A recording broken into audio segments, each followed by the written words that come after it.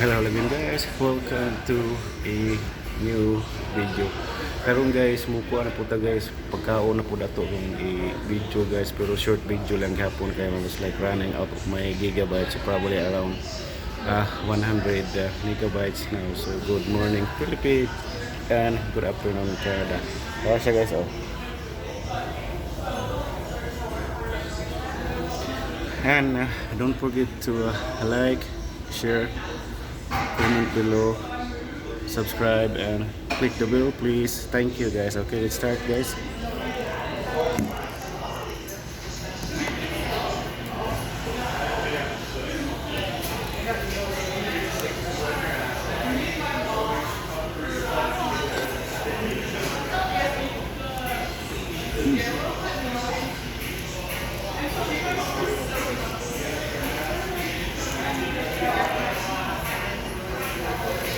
So, sa guys, muna usa sa akong paboritong restaurant, guys. Kay kuan ka ba sa press bitaw ang pagkaon, guys, na init pa yun, guys.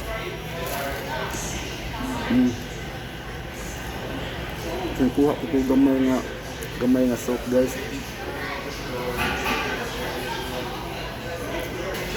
And then, I don't know kung mahurot na ako, guys, kay pwedeng daghan na ni, guys, nga barato rin siya, guys, kay combo man, guys. So, give it a shot kay ang kilain pag yun akong lawas, guys. So another short video again.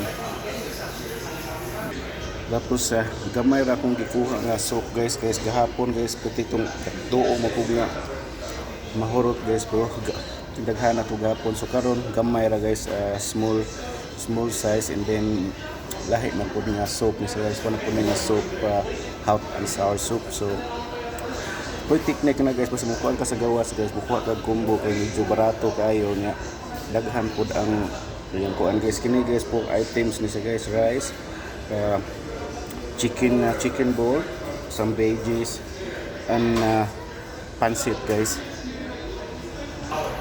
So paminaw ako, guys, dili siguro na po ni mahurot, guys, pero talagang daghan na. So I'm not sure if I can do vlog within 2 or 3 days, guys, kay wala in good akong lawas. So probably I have to go to the tawag nang palit ko tambal, guys, ba para kinabang maniguro ta, guys, bakit trabaho na murot sa panahon, guys.